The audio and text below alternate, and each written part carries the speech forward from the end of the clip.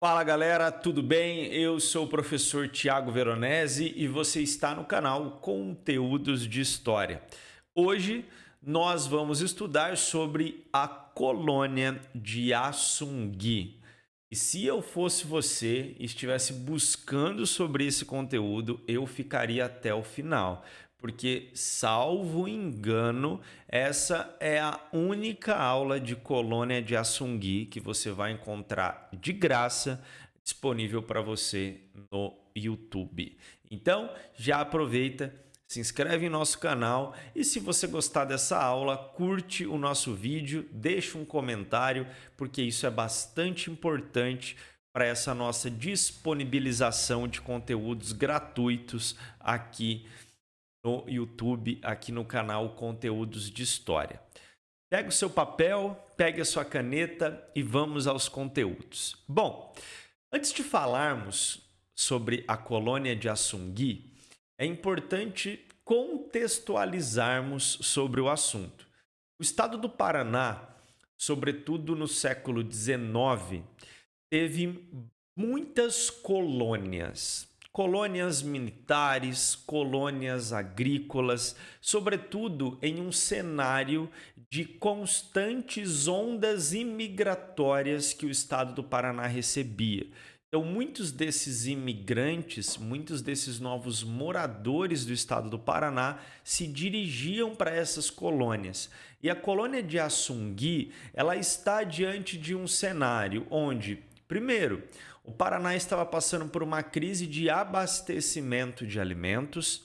Segundo, havia um problema relacionado à mão de obra. Terceiro, era muito importante estrategicamente para o Estado, seja no que diz respeito a aproveitamento econômico da localidade, como também ao povoamento de uma região que durante muitos períodos na história do Paraná esteve, de certo modo, desabitada. Então, a colônia de Assungi, ela está diante de um contexto do século XIX, que é um contexto muito relevante da história do Paraná. E com certeza, se você estuda sobre a imigração do estado do Paraná, você em algum momento vai se deparar com o conteúdo de colônia de Assungi. Só que ao invés de apenas você passar por esse conteúdo, o que nós vamos fazer nessa aula é aprofundar o tema. É uma aula exclusiva sobre colônia de Assungi. Para começarmos a nossa conversa, para começarmos a nossa história, você já sabe o período, o século que essa colônia existiu. Mas provavelmente você não faça a menor ideia de qual era a sua localidade. E por isso, antes de aparecer o nosso quadro de conteúdos, eu insiro para vocês a localização de onde estava fixada a colônia de Assungi. Hoje é o atual município de Cerro Azul, aqui no estado do Paraná. Percebam que era uma colônia que não estava tão distante assim do litoral, era uma colônia que não estava tão distante assim de Curitiba, estava a pouco mais de 100 quilômetros de Curitiba. Então, nesse contexto de povoamento e de ondas imigratórias do século XIX, a colônia de Assungi não estava mal localizada, não. Ela estava, pelo menos geograficamente no mapa, estava próxima de regiões muito importantes. Só que nós vamos estudar ao longo desse conteúdo que você está em áreas importantes sem ter ligações, caminhos, estradas pertinentes com esses grandes centros, com esses grandes núcleos populacionais e consumidores, de nada adiantava. Se você estava bem localizado geograficamente, mas em uma colônia com falta de infraestrutura, também de nada adiantava.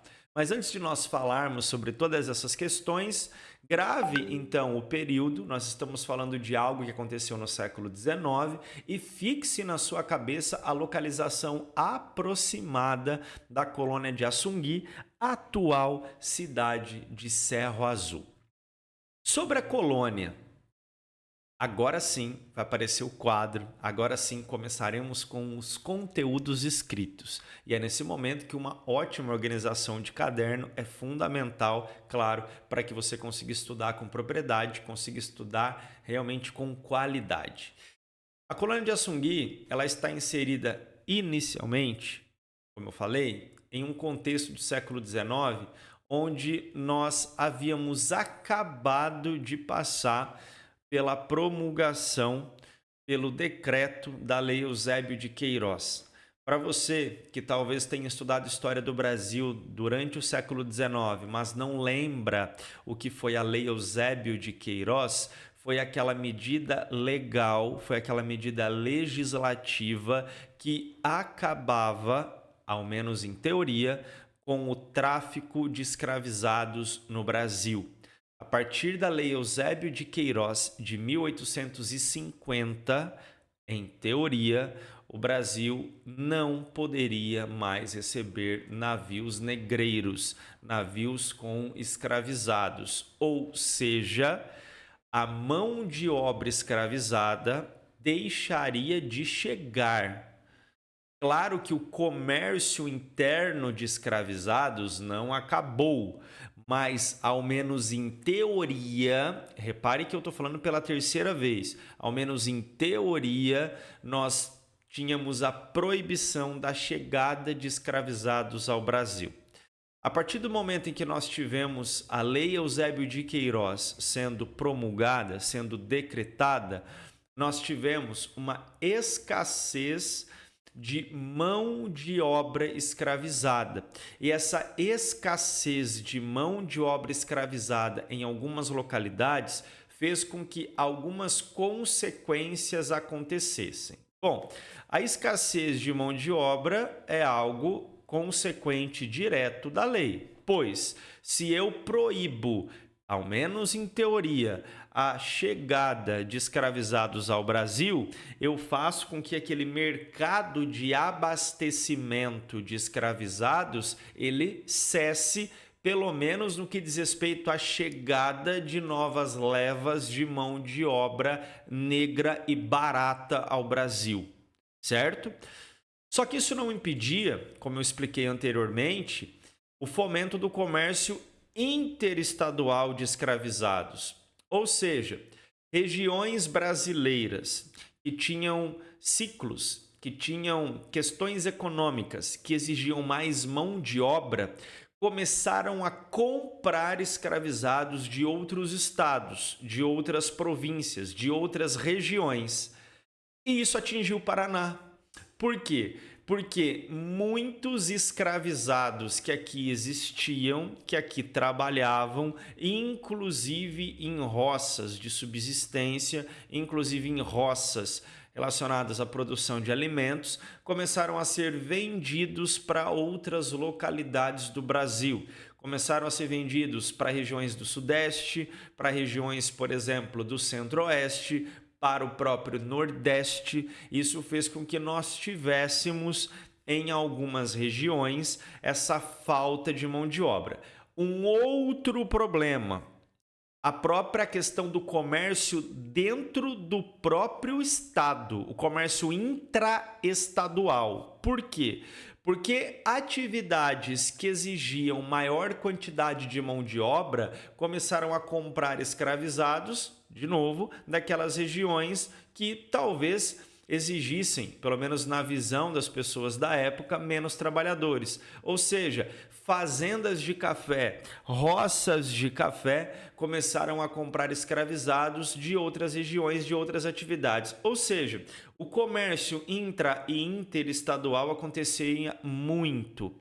E claro, isso fez com que, a partir do momento em que eu tenho a retirada de escravizados, por exemplo, de atividades produtoras de alimentos, e colocando esses escravizados, essa mão de obra, em outras atividades, eu começo a ter uma menor produção de alimentos. Isso faz com que, obviamente, haja um problema alimentar na região.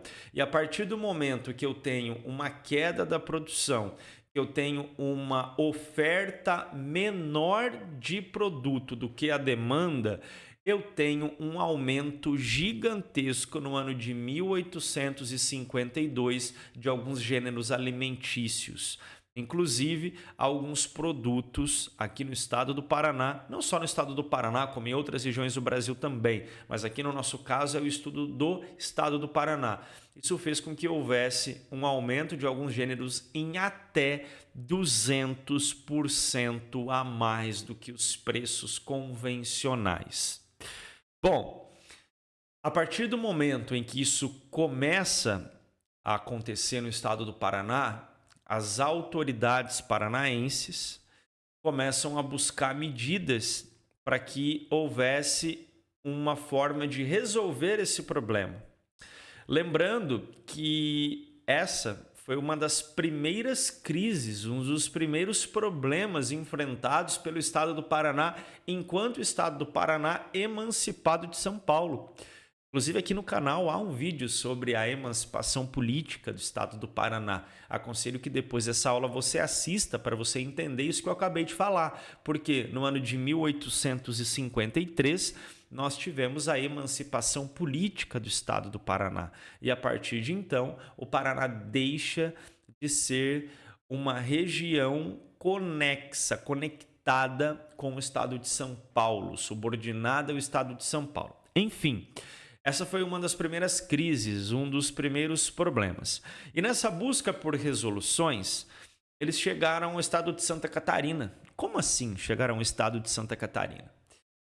Santa Catarina, o estado catarinense, começou a organizar em algumas regiões as colônias agrícolas, colônias militares agrícolas, que tinham ali várias funções, tanto de povoar algumas localidades, como de defender aquelas localidades, como também de produzir, claro, o alimento e também de servir de lugar para que os imigrantes, ali ao longo do século XIX, que estavam chegando ao Brasil, que estavam chegando à localidade, conseguissem ali as suas atividades de sobrevivência, de subsistência e tudo mais.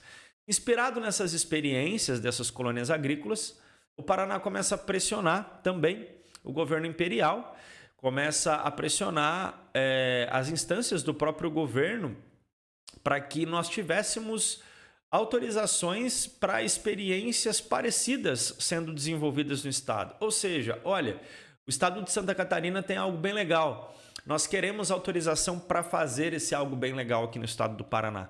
E é nesse contexto de meados do século XIX que surge a ideia da colônia de Açungui, certo? Então, o contexto é esse. O contexto é esse, de uma falta, de uma escassez de alimentos, somado a outras necessidades do Estado, é exigido do governo imperial ajuda, autorização para que isso fosse efetivado, e acontece. E eles conseguem. E quando eles conseguem? Não foi de um dia para o outro. Em 1859, nós temos legalmente a criação, a autorização para que a colônia de Açungui existisse. A localização vocês já viram no mapa, mas mais especificadamente estava a 109 quilômetros ao norte de Curitiba, no Vale do Rio Ribeira.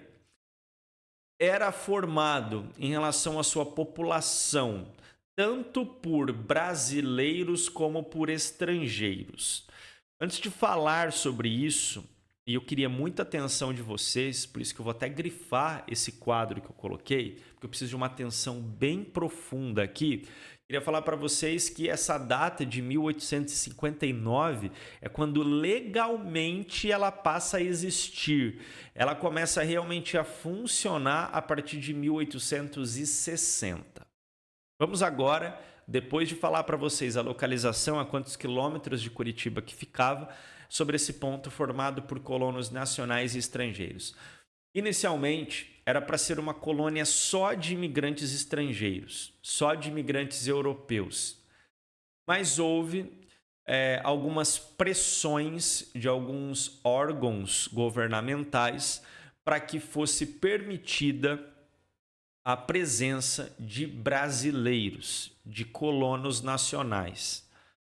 Isso foi, digamos, autorizado, isso foi permitido e foi uma colônia que que ali nos seus momentos, digamos, áureos, ela não durou muito, mas digamos que nos seus momentos áureos teve ali centenas de pessoas, uma mistura entre estrangeiros e brasileiros, passaram pela colônia de Assungui aproximadamente 14 etnias,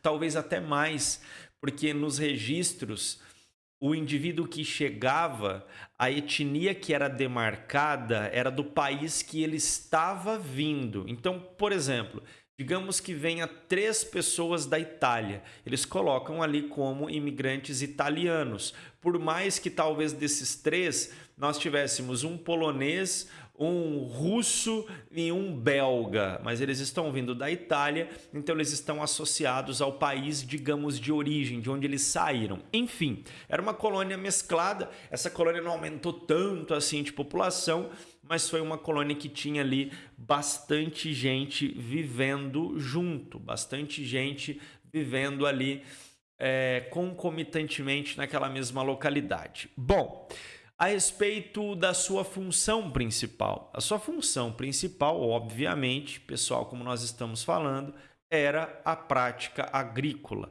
Era necessário que nós tivéssemos uma colônia que tivesse como função principal, que tivesse como função primordial a prática agrícola. Era necessário que houvesse realmente a oferta maior de alimentos para que a gente não passasse pela crise que nós estávamos passando.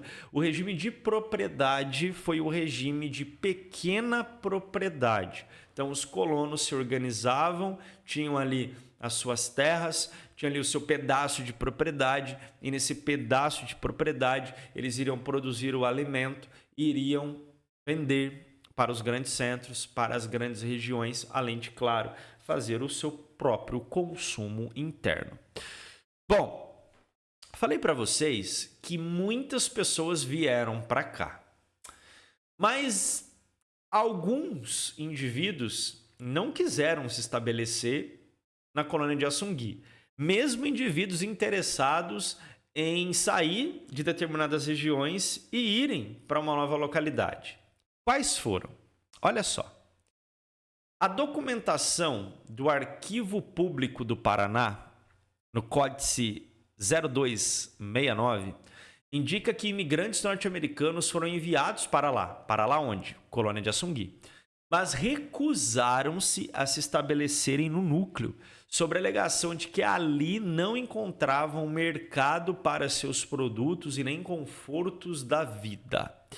Por que eu quis colocar essa citação? Inclusive, abaixo na descrição do vídeo, eu vou inserir as referências bibliográficas dessa aula, até porque eu não tiro essas informações do nada. Existe toda uma série de documentações de livros que a gente precisa consultar para conseguir preparar e fornecer uma aula dessa para vocês com o máximo possível de qualidade. Mas por que eu estou falando sobre isso? Porque eu havia falado anteriormente que não foi uma colônia que teve tanta duração assim, que teve tanta prosperidade. Na verdade, se a gente parar para analisar, ela foi um insucesso. Inclusive, serviu de exemplo para outras políticas, outras estruturações imigratórias do Estado, como exemplo a não ser seguido.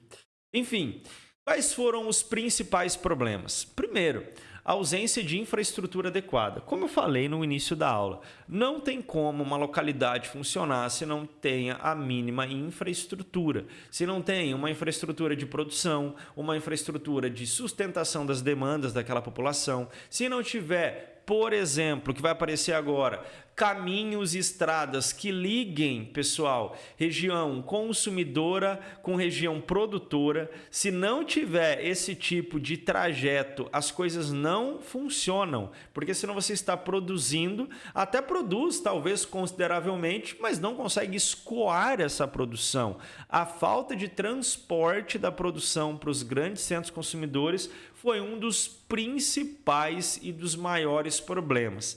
Além disso, nós tivemos um problema relacionado a recursos financeiros insuficientes para algumas necessidades mais básicas, sobretudo porque o Brasil estava quase todo com as atenções voltadas nesse período à sua participação na Guerra do Paraguai. Então, nós tínhamos um cenário caótico. Um cenário onde muitos imigrantes eles estavam basicamente realmente isolados nesse local, sem ter lugares de escoamento, condições de escoamento, ligação com grandes centros. Muitos começaram a ir embora, muitos abandonaram essa localidade, ou voltaram para o seu país de origem, ou foram para outras regiões do estado do Paraná ou do Brasil, porque ali realmente eles não teriam condições para conseguir o sucesso que eles esperavam. Inclusive, falei sobre a Guerra do Paraguai. Olha o que aconteceu em 1870. Houve um requerimento do Ministério dos Negócios, da Agricultura, do Comércio e das Obras Públicas para que ocorresse a autorização para que os voluntários da pátria que haviam combatido, sobrevivido e voltado ao Brasil depois da Guerra do Paraguai recebessem lotes de terra na região. Por quê? Porque já em 1870 já eram dados sinais muito claros de que a colônia não tinha sido um sucesso e que era necessário tentar de todo modo levar pessoas para lá, oferecendo terras para que nós tivéssemos pelo menos um resgate, uma salvação a essa região. Não deu muito certo e o resultado, pessoal, foi que, como eu disse, muitos imigrantes voltaram aos seus países de origem e outros foram para outras regiões em busca de trabalho, em busca de melhores condições de vida. Sobre essa questão de imigrantes indo embora, olha a citação que eu vou colocar para vocês antes de encerrarmos essa aula. Ordens chegaram a serem expedidas para que não fossem fornecidos os meios para os imigrantes voltarem para os seus países. Isso está lá no Códice 0263 do estudo que eu vou colocar aqui na descrição. Bem como solicitando que os imigrantes escrevessem cartas aos seus parentes e amigos na Europa, olha só, demonstrando as vantagens da imigração para o Brasil, com o intuito principal de desfazer as calúnias que um certo agente vinha fazendo, prejudicando a imigração. Ou seja, houve um esforço do estado do Paraná para que não difamassem o trabalho que estava sendo feito, para impedir que algumas pessoas fossem embora, mas não deu certo. A colônia não prosperou e a partir dos anos posteriores foram ocorrendo algumas situações até que hoje nós temos na localidade da antiga colônia de Assungui, nós temos a cidade de Cerro Azul, no estado do Paraná. Bom, espero que você tenha gostado. Foi uma aula um pouquinho mais extensa do que as últimas que eu estou postando, mas esse conteúdo merece, porque como eu falei, talvez seja a única aula sobre colônia de Assungui que você vai encontrar de graça, disponível no YouTube para você. Espero que você tenha gostado, espero que tenha conseguido acompanhar. Siga o nosso canal para você acompanhar mais aulas. Tem aula todo dia, tá bom? E curte esse vídeo, deixe seu comentário, que eu preciso saber o que você achou. Beleza? Grande abraço e até o próximo vídeo.